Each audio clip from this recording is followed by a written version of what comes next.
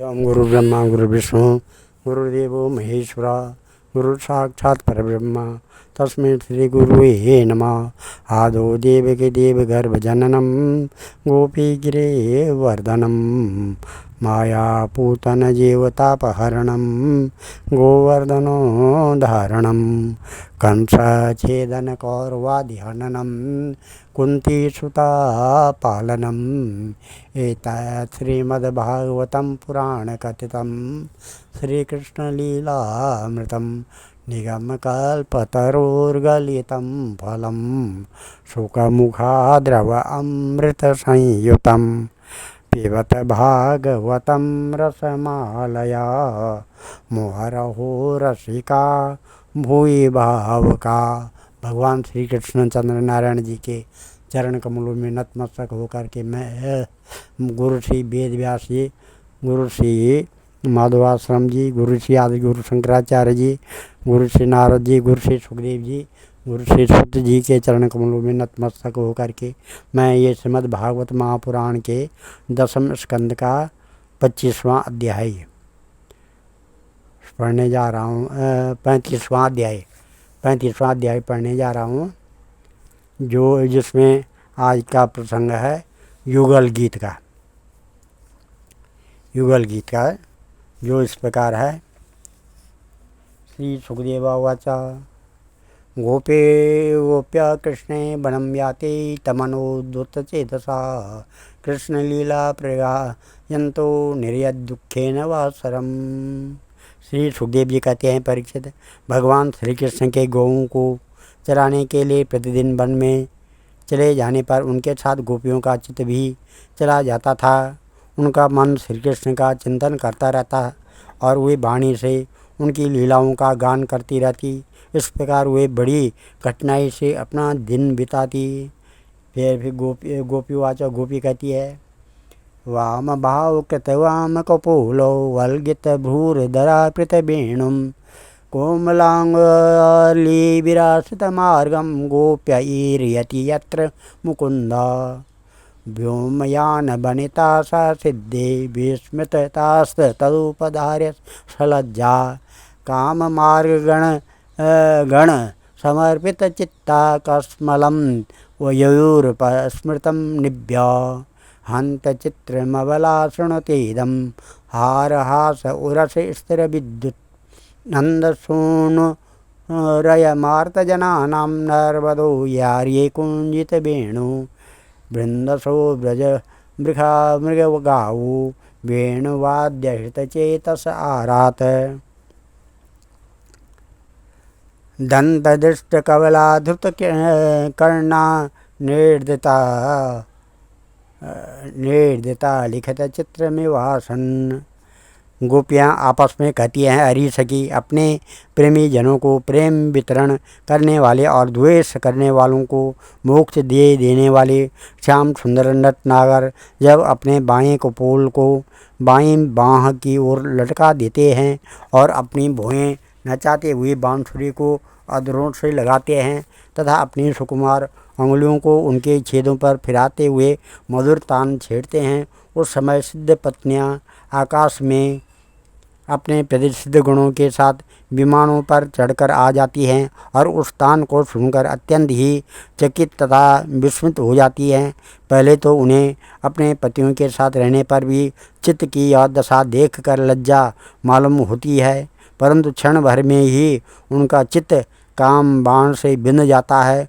वे विवश और अचेत हो जाती हैं। उन्हें इस बात की भी शुद्धि नहीं रहती है कि उनकी नीवी खुल गई है और उनके वस्त्र खिसक गए हैं। अरे गोपियों, तुम यह आश्चर्य की बात सुनो। नंद नंदन कितने सुंदर हैं। अब वे हंसते हैं तब हास्य रेखाएं हार का रूप धारण कर लेती हैं, शुभ्र मोती सी चमकने लगती है। अरे वीर, उनके वक्षस्थल पर लहराते हुए हार में हास्य की किरणें चमकने लगती हैं। उनके वक्षस्थल पर जो श्रीवत्स की सुनहरी रेखा है वह तो ऐसी जान पड़ती है मानो श्याम मेघ पर बिजली ही स्थिर रूप से बैठ गई है। वे जब दुखी जनों को सुख देने के लिए विरहियों के मृतक शरीर में प्राणों का संचार करने के लिए बांसुरी बजाते हैं।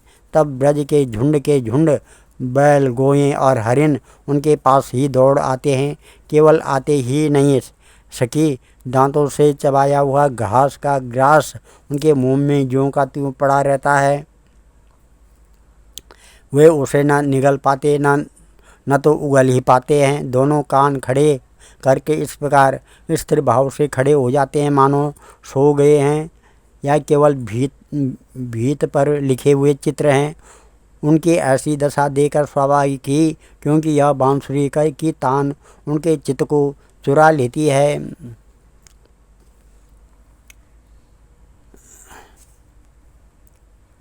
बर्हिणस्तक धातु पलासे बद्धमला परिबर्हि विंडम कार्य चित्त सबल आले सगोपेर गासमाहावयति व्यत्र मुकुंद तारही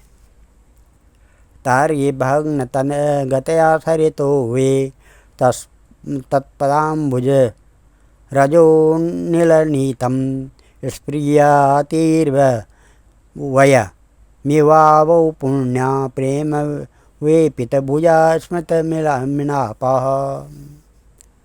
है सखी, जब वे नंद के लाडली लाल अपने सिर पर मोर पंख का मुकुट बांध लेते हैं, घुंघराली अलकों में फूल के गुच्छे खोस लेते हैं, रंगीन धातुओं से अपना अंग अंग रंग लेते हैं और नए नए पल्लवों से ऐसा भेष सजा लेते हैं जैसे कोई बहुत बड़ा पहलवान हो, और फिर बलराम जी तथा ग्वाल बालों के साथ बांसुरी में गौओं का नाम ले लेकर उन्हें पुकारते हैं, उस समय प्यारी सखियों नदियों की गति भी रुक जाती है।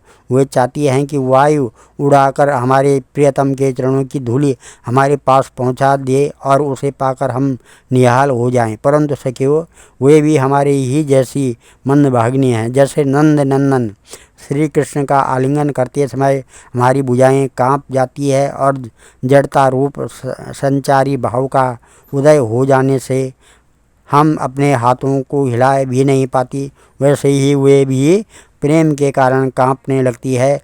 2-4 बार अपनी तरंग रूप भुजाओं को कांपते कांपते उठाती तो अवश्य हैं, परंतु फिर विवश होकर स्थिर हो जाती हैं।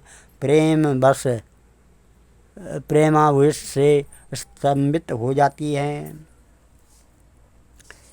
अनुच्चरे समवर्णित वीर्ये आदिपूरख इवाचल भूति वनचरो गिरतटेषु चरन्ति वेणुना ह्यायति गा सदा यदाहि वनलतास्तव आत्मनि विष्णुं व्यञ्जनयन्त इव पुष्पफलाढ्या प्रणतभार विटपा मधुधारा प्रेमरिष्टतनवा ससृज्य स्मः दर्शनीय तिलको वनमाला दिव्यगन्धन गन्ध तुलसी मधुमत्ते आलिकुले रल दुगीतम अभीष्टम मद्रियान यरि संथित वेणु सरसिसार सहंस विहंगा चारुगीत ऋतचेतस एत्य हरि उपासते यत चित्ता हंत मिलित दिशो धृतमोहनाः। इस प्रकार से हरि वीर जैसे देवता लोग अनंत और अचिंत ऐश्वर्यों के स्वामी भगवान नारायण की शक्तियों का गान करते हैं, वैसे ही ग्वाल बाल अनंत सुंदर नटनागर श्री कृष्ण की लीलाओं का गान करते रहते हैं। वह अचिंत ऐश्वर्य संपन्न श्री कृष्ण जब वृंदावन में विहार करते रहते हैं और बांसुरी बजाकर गिरिराज गोवर्धन की तराई में चरती हुई गौओं को नाम ले लेकर पुकारते हैं, उस समय वन के वृक्ष और लताएं फूल और फलों से लद जाती हैं। उनके बाहर से डालियां झुककर धरती छूने लगती है, मानो प्रणाम कर रही हों। वे वृक्ष और लताएं अपने भीतर भगवान विष्णु की अभिव्यक्ति सूचित करती हुई सी प्रेम से फूल उठती है, उनका रोम रोम खिल उठता है और सबकी सब मधुर धाराएं उड़ेलने लगती हैं। अरे सखी, जितनी भी वस्तुएं संसार में या उसके बाहर देखने योग्य हैं, उनमें सबसे सुंदर, सबसे मधुर, सबके शिरोमणि हैं ये हमारे मनमोहन। उनके सांवले ललाट पर केसर की खौर कितनी फबती है, कितनी अच्छी लगती है, बस देखती ही जाओ। गले में घुटनों तक लटकती हुई बनमाला, उसमें पिरोई हुई तुलसी की दिव्य गंध और मधुर मधु से मत वाले होकर झुंड के झुंड भौरे बड़े मनोहर एवं उच्च स्वर से गुंजार करते रहते हैं। हमारे नटनागर श्याम सुंदर भौरों की गुनगुनाहट का आदर करते हैं और उन्हीं के स्वर में स्वर मिलाकर अपनी बांसुरी फूंकने लगते हैं। उस समय सखी उस मुनिजन मोहन संगीत को सुनकर सरोवर में रहने वाले सारस, हंस आदि पक्षियों का भी चित्त उनके हाथ से निकल जाता है, छिन्न जाता है। वे विवश होकर प्यारे श्याम सुंदर के पास आ बैठते हैं तथा आंखें मूंद कर चुपचाप चित्त एकाग्र करके उनकी आराधना करने लगते हैं, मानो कि कोई विहंगम वृत्ति के रसिक परमहंस ही हों। भला कहो तो यह कितने आश्चर्य की बात है।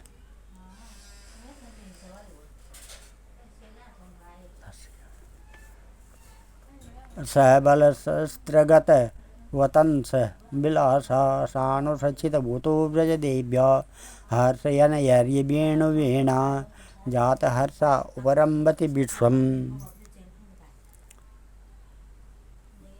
महदतिक्रमण संकित चेता मंद मंद मनुगर्जति मेघा श्रुदमव्यवर्षत सुमनोभि छायया च विदधत प्रतपत्रम्। विविध गोपचरणेषु विदग्धो वेणुवाद्य उददा निज शिक्षा तब सुत सती यदा धर बिंबे दत्त वेणुरनयत स्वरजातिः। सवनसस्तदु पदहार्य सुरेशा शक्र सर्व परमेष्टि पुरुगा कवय आनतक कंदरा चिंता कस्मलम ययुर निश्चल तत्वा निज पदाब्ज दले ध्वज वज्र नीरजांकुश विचित्र ललामे ब्रजभुव समयन खुरतोदम वर्षवो दूर्य गतिर रीडित वेणु। इस प्रकार से अरे ब्रज देवियों, हमारे श्याम सुंदर सब पुण्यों के कुंडल बनाकर अपने कानों में धारण कर लेते हैं और पुष्पों के कुंडल बना के अपने कानों में धारण कर लेते हैं और बलराम जी के साथ गिरिराज के शिखरों पर खड़े होकर सारे जगत को हर्षित करते हुए बांसुरी बजाने लगते हैं। बांसुरी क्या बजाते हैं, आनंद में भरकर उसकी ध्वनि के द्वारा सारे विश्व का आलिंगन करने लगते हैं। उस समय श्याम मेघ बांसुरी की तान के साथ मंद गरजने लगता है। उसके चित्त में इस बात की शंका बनी रहती है कि कहीं मैं जोर से गर्जना कर उठूं और वह कहीं बांसुरी की तान के विपरीत पड़ जाए, उसमें बेसुरापन ले आए तो मुझसे महात्मा श्री कृष्ण का अपराध हो जाएगा। सखी, वह इतना ही नहीं करता, वह जब देखता है कि हमारे सखा घनश्याम को घाम लग रहा है, तब वह उनके ऊपर आकर छाया कर लेता है, उनका छत्र बन जाता है। अरे वीर, या तो प्रसन्न होकर बड़े प्रेम से उनके ऊपर अपना जीवन ही निछावर कर देता है। नन्ही नन्ही फूलों के रूप में ऐसा बरसने लगता है मानो दिव्य पुष्पों की वर्षा कर रहा हो। कभी कभी बादलों की ओट में छिपकर देवता लोग भी पुष्प वर्षा कर जाया करते हैं। सती शिरोमणि यशोदा जी तुम्हारे सुंदर कुंवर ग्वाल बालों के साथ खेलने में बड़े निपुण हैं। रानी जी तुम्हारे लाडले लाल सबके प्यारे तो हैं ही, चतुर भी बहुत हैं। देखो, उन्होंने बांसुरी बजाना किसी से सीखा नहीं, अपने ही अनेकों प्रकार की रागनियाँ उन्होंने निकाल दिए।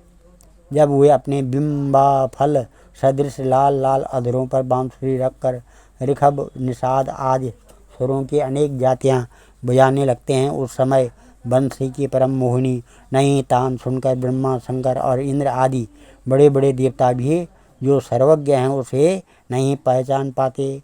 वे इतने मोहित हो जाते हैं कि उनका चित्त तो उनके रोकने पर भी उनके हाथ से निकल कर बंसी ध्वनि में तल्लीन हो ही जाता है। सिर भी झुक जाता है और वे अपनी शुद्ध बुद्ध खोकर उसी में तन्मय हो जाते हैं। अरे वीर, उनके चरण कमलों में ध्वजा वज्र कमल अंकुश आदि के विचित्र और सुंदर सुंदर चिन्ह हैं। जब ब्रज भूमि गौओं के खुर से खुद जाती है तब वे अपने सुकुमार चरणों से उसकी पीड़ा मिटाते हुए गजराज के समान मंद गति से आते हैं और बांसुरी भी बजाते रहते हैं। बजाते रहते हैं। ब्रजतेन वयं सविलासा वीक्षणार्पित मनोभव वेगा कुजगतिं गमिता न विधाम कस्मलेन कवरम वसनम वा। उनकी वह बंसी ध्वनि, उनकी वह चाल और उनकी वह विलास भरी चितवन हमारे हृदय में प्रेम के मिलन की आकांक्षा का आवेग बढ़ा देती है। हम उस समय इतने मुग्ध इतने मोहित हो जाती हैं कि हिल डोल तक नहीं सकती, मानो हम जड़ वृक्ष हों। हमें तो इस बालक का भी पता नहीं चलता कि हमारा जोड़ा खुल गया है या बंधा है, हमारे शरीर पर वस्त्र उतर गया है या नहीं है या है।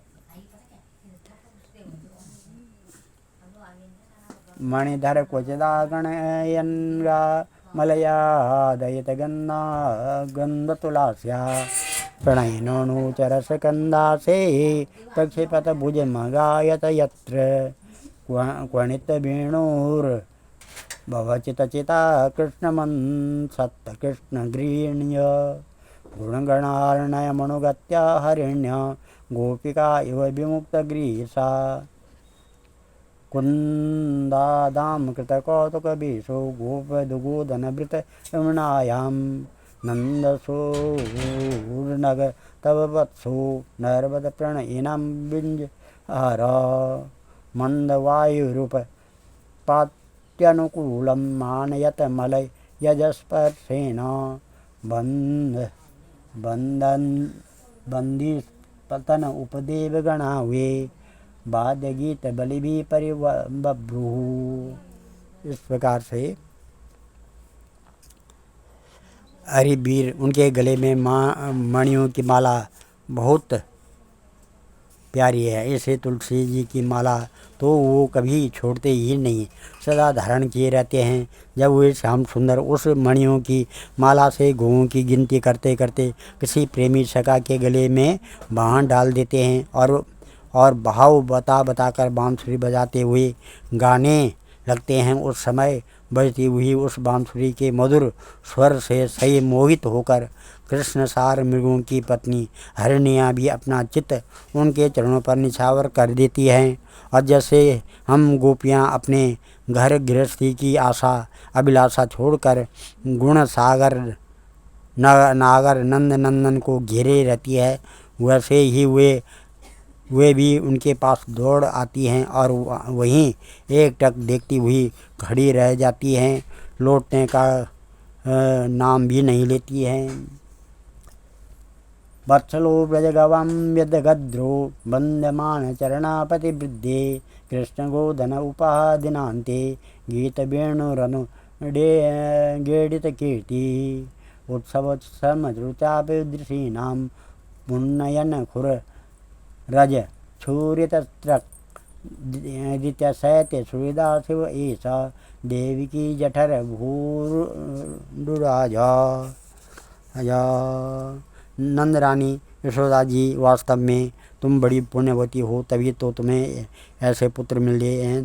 तुम्हारे ये लाडले लाल वे बड़े प्रेमी हैं, उनका चित्त बड़ा कोमल है। वे प्रेमी सखाओं का तरह तरह से हास परिहास द्वारा सुख पहुँचाते हैं। कुंदकली का हार पहनकर जब वे अपने को विचित्र वेश में सजा लेते हैं और ग्वाल बाल तथा गौओं के साथ यमुना जी के तट पर खेलने लगते हैं, उस समय मलयज चंदन के समान शीतल और सुगंधित स्पर्श से मंद मंद अनुकूल बहकर वायु तुम्हारी लाल की सेवा करती है और गंधर्व आदि उपदेवता बंदी जनों के समान गा और बजाकर उन्हें संतुष्ट करते हैं तथा अनेकों प्रकार की भेंटें देते हुए सब ओर से घेर कर उनकी सेवा करते हैं। हरि सखी श्याम सुंदर ब्रज की गौओं से बड़ा प्रेम करते हैं, इसलिए तो उन्होंने गोवर्धन धारण किया था। अब वे सब गौओं को लौटा कर आते ही होंगे। देखो सायंकाल हो चला है, तब इतनी देर क्यों होती है।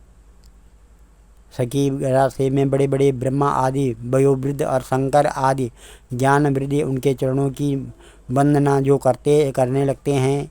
अब गौओं के पीछे पीछे बांसुरी बजाते हुए आते ही होंगे।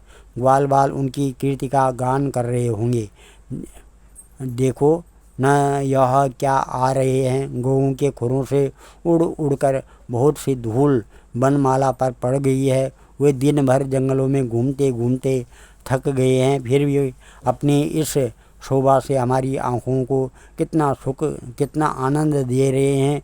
देखो या यशोदा की कोख से प्रकट हुए सबको आह्लादित करने वाले चंद्रमा तथा प्रेमी जनों की भलाई के लिए हमारी आशा अभिलाषाओं को पूर्ण करने के लिए ये हमारे पास चले आए हैं।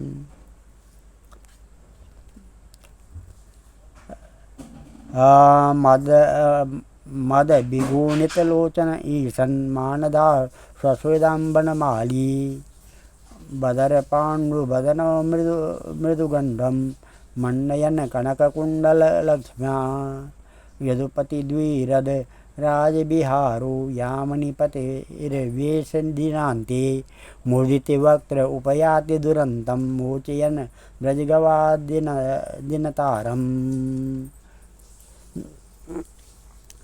सखी देखो यह कैसा सौंदर्य है। मद भरी आँखें कुछ चढ़ी हुई हैं, कुछ ललाई लिए हुए कैसी भली जान पड़ती है। गले में बनमाला लहरा रही है। सोने के कुंडलों की कांति से हुए अपने कोमल कपोलों को अलंकृत कर रहे हैं। इसी से मुँह पर अध पके बेर के समान कुछ पीलापन जान पड़ता है और रोम रोम विशेष करके मुख कमल के प्रसन्नता फूटी रह पड़ती है। देखो अब वे अपने सका ग्वाल बालों का सम्मान करके उन्हें विदा कर रहे हैं। देखो देखो सखी ब्रज विभूषण श्री कृष्ण गजराज के समान मद भरी चाल से इस संध्या बेला में हमारी ओर आ रहे हैं। अब ब्रज में रहने वाली गौओं का हम लोगों का दिन भर का असह्य विरह ताप मिटाने के लिए उदित होने वाले चंद्रमा की भांति ये हमारे प्यारे श्याम सुंदर समीप चले आ रहे हैं। हम श्री शुकवाच एवं ब्रज स्त्रियो राजन कृष्ण लीलानुगायति रेम रेहम सु तन्मनस्का महोदया। श्री सुखदेव जी कहते हैं, परीक्षित बड़भागिनी गोपियों का मन श्री कृष्ण में ही लगा रहता था। वे श्री कृष्णमय हो गई थी। जब भगवान श्री कृष्ण दिन में गौओं को चराने के लिए वन में चले जाते तब वे उन्हीं का चिंतन करती रहती और अपनी अपनी सखियों के साथ अलग अलग उन्हीं की लीलाओं का गान करने लगती चिंतन उन्हीं का चिंतन करती रहती और अपनी अपनी सखियों के साथ अलग अलग उन्हीं का लीलाओं का गान करके उसी में रम जाती। इस प्रकार उनके दिन बीत जाते हैं।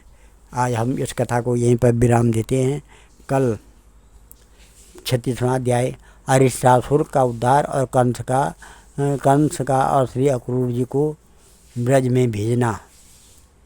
ओम नमः ध्येयं सदा परिभवग्नमविष्टदोहं तीर्थात्पदं शिवविरञ्चनुतं शरणं भृत्यात्यहं प्रणतपालभवाब्धिपूतं वन्दे महापुरुषते चरणारविन्दम्। ॐ नमः। सर्वे भवन्तु सुखिनः, सर्वे सन्तु निरामया, सर्वे भद्राणि पश्यन्तु मा